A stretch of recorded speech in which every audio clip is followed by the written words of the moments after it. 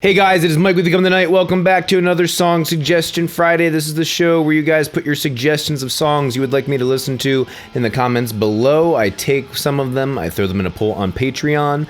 The patrons with $10 or more a month pledge also get to put their suggestions in the poll, and patrons with $5 or more a month get to vote on them. If you would like to take part in either one of those, go to link in the description, go to my Patreon page, pledge however much you would like to a month, and enjoy. Patrons vote on them, I take the top ones, I listen to them, I give you my feedback, my opinion. I grade the songs on a plus, equal sign, minus sign, depending on whether or not I would actively seek them out again. Plus sign means I would actively seek it out, minus sign means I would actively avoid it. Let's begin. Eruption by Van Halen. This is one of the quintessential tracks in rock history, the second greatest guitar solo ever, according to, I think it was Rolling Stone. Absolutely mind-blowing guitar solo by Eddie Van Halen. This defined an entire generation of guitar players. The solo is not played perfectly clean, but it didn't need to be, it wasn't the point. The tapping part, I guess it's technically halfway through the song, it's really the end, will forever be stuck in my mind. It's just so damn epic, it makes such a statement. By today's standards, there's really nothing terribly amazing about this song, but in the context of the day, it changed the game. This is arguably the most important solo ever for metal music. Total grade for this song, equal sign. Blue by Eiffel 65. The lyrics to this song are total garbage. This is possibly the most infectious Eurobeat I have ever heard in my life. That melody line has such an awesome feeling, very melancholy. The way that the melody line in the chorus ends on the root note, but then goes to the major 6 chord, feels really nice. It's almost like it doesn't satisfy you fully and leaves a bit of longing. The verse, which repeats itself, is really bland and sucky. The production for the time is very good. This is an example of an extremely overplayed song. I don't really care what anyone says. This is one of the most catchy choruses of all time, hands down. This song is just dumb. It's just stupid. Total grade for this song, equal sign. Valhalla by Blind Guardian. Holy crap, thrash intro. The riffs in this song are okay, the vocals are kind of weak at some parts. There's definitely lots of passion in this song, I just feel like it was underdeveloped. The layered vocals in the chorus make this feel a lot better. The lead work throughout the song is pretty cool. They fell into that trap in the late 80s where there's just way the fuck too much verb on everything. The guitar tone sounds a little too overdriven. Really not digging the bass mix, it feels a little hollow. Although I will say the bass does have its moments where it shines through tonally. Solo around 4 minutes is pretty dang cool, we'll say that. All in all, this song isn't bad, it's just not great. Total grade for this song, equal sign. Am I Evil by Diamond Head. Again, way too much room. Ominous as fuck intro. I always like that little solo that kind of bridges the intro to the actual main song. That solo feels Eruption-esque, and then the later guitar solo in the song feels like it rips the fuck out of Eruption. This main riff is an absolutely mean guitar riff. The biggest problem is it's repeated throughout the whole fucking song. I mean, verse, chorus, and pre-chorus is the exact same riff. I think it's just bumped up a whole step. It's either a whole step or a half step, I don't remember which. I take that back, it's neither of those. I think it's a fifth. I will say I think Metallica did this song better, personally. The vocals are okay for the time. They sound a lot better in a different genre. The guitar tone and the bass tone are fucking garbage. The mix on everything except the vocals sucks. The guitars are farty, the bass has next to no high end. Cymbals feel like they have way too much in like the 4 to 8K range and not a whole lot of anything above 10K except for some like really compressed sizzle. That sizzle up top on the cymbals just feels way too soft. Composition is boring as fuck. The arrangement sucks too. For the record, I do like this song, but I'm also very biased. Total grade for this song, equal sign. Follow the Reaper by Children of Bodom. This intro kicks all the ass. The riff is killer, the fills in between the riffs are killer. Not to mention those beat accents, like, rock on. I am not a fan of the vocals, but they do fit the style.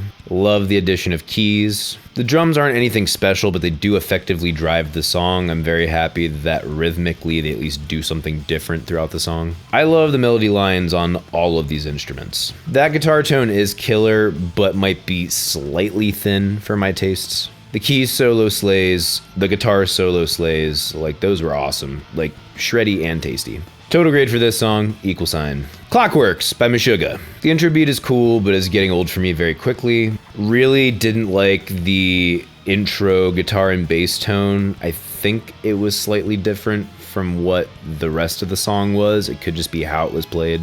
Really liking the polyrhythm in the verse. This song is mostly riffage and hanging on one note as per Meshuggah. Mixing on this is great for the genre. The lead is weirdly appropriate. It just feels really odd. The lead at 4 minutes is really cool, and then it comes the part at 4 minutes is really cool, then it comes back into this really kick-ass polyrhythm. Pretty sure it's a 3/8 against a 4/4. Song altogether is very ugly, and they do a great job of what they do. Total grade for this song, $. I'm in Love with My Car by Queen. I'm guessing this is Brian May singing. The production's good. Got some fun panning stuff going on in there. There's some very interesting guitar work in some places. Some of it hits better than others. The song all around does a good job of getting across the freeing feeling you have when you get behind the wheel of a car. But I will say, all in all, the song feels a little lame to me. It just doesn't quite get anywhere. I can see how someone would really like the chorus. The chorus is solid.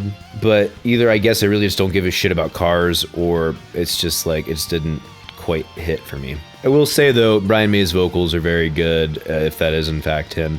Good accuracy, good delivery. Total grade for this song, $. Goodnight, Saigon by Billy Joel. The intro piano is so perfect behind the helicopters taking off. Very touching song with moments of great passion. Almost orchestral and anthemic at some parts.